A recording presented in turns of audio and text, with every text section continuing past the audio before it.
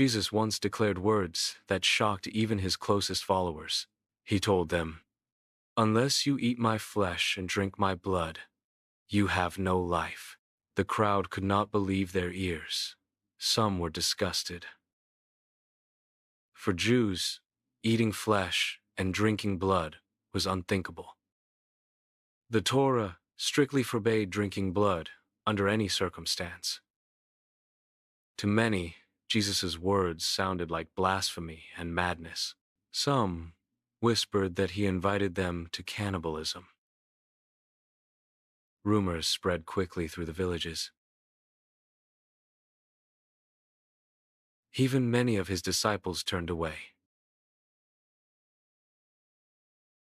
Only a few remained, choosing faith over fear.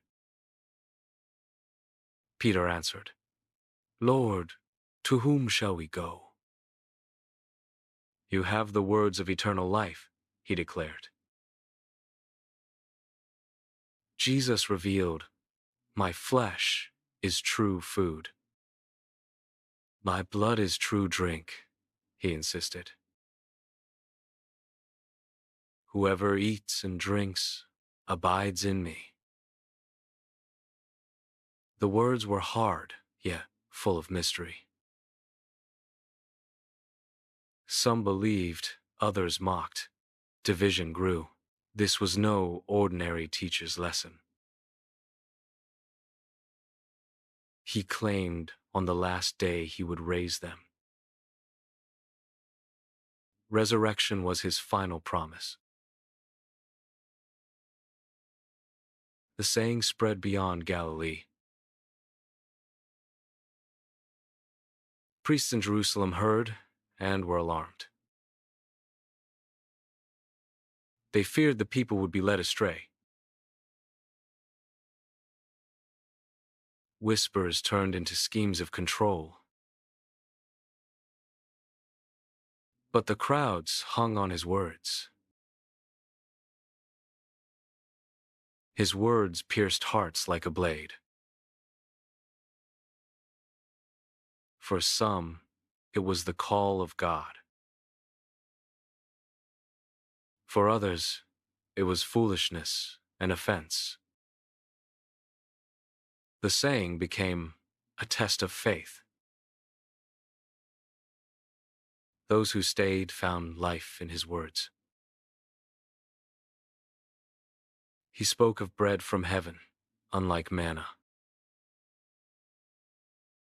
Manna fed bodies, but his bread gives eternal life.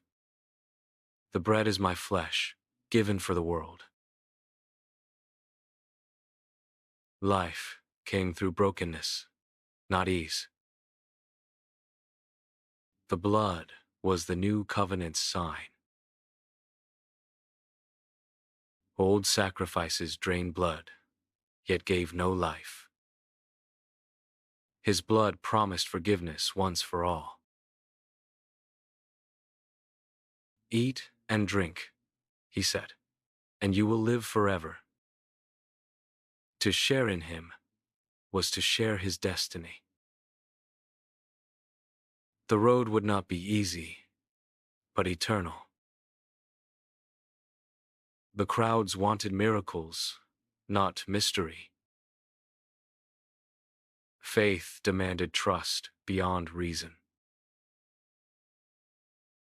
The mystery forced a choice. Stay and embrace what you cannot explain. Leave and cling to your own certainty. Many chose to walk away. Few remained, trembling, yet faithful. This teaching became a dividing line. Belief or rejection, no neutral ground. The words cut deeper than miracles ever could. Whispers reached every corner of Galilee. Some said he spoke like a prophet. Others warned he was a deceiver. The division among the people deepened. Some leaders plotted quietly against him. They feared his influence over the crowds. To them, his words threatened their authority. But to his followers, they were words of life. Peter declared, "You have the words of eternal life." Yet, even among the 12, doubt remained. Jesus knew some would betray him. Still, he spoke openly, without fear. The saying, "Eat my flesh, drink my blood," endured. It echoed through streets, homes, and synagogues. Some trembled at its mystery. Others mocked it with scorn. But all agreed it could not be ignored. The words forced a decision in every heart. Some chose to follow, no matter the cost. Others walked away, shaking their heads. The crowd thinned, leaving a few faithful behind. Each disciple faced the truth of his words. Jesus repeated the teaching, calmly, steadily. The words were a test of faith. Those who stayed discovered life's true nourishment. Even in confusion, hope was revealed. Jesus explained his sacrifice in simple words.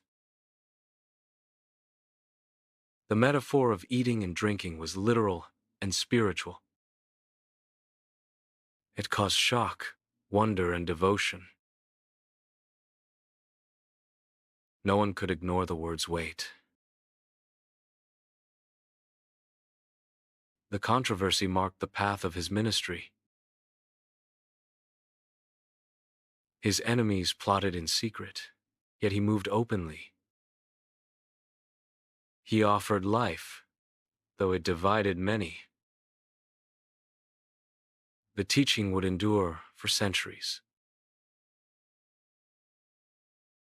Faithful generations would carry it forward. Even skeptics remembered the words. They haunted hearts with challenge and promise. The scandal remained, undeniable and eternal. And those who followed discovered life beyond comprehension. The words of Jesus would never be forgotten. Leave your comments in the section about how you feel about these words. Eat my flesh and drink my blood. John 6:35. And Jesus said unto them, I am the bread of life. He that cometh to me shall never hunger, and he that believeth on me shall never thirst.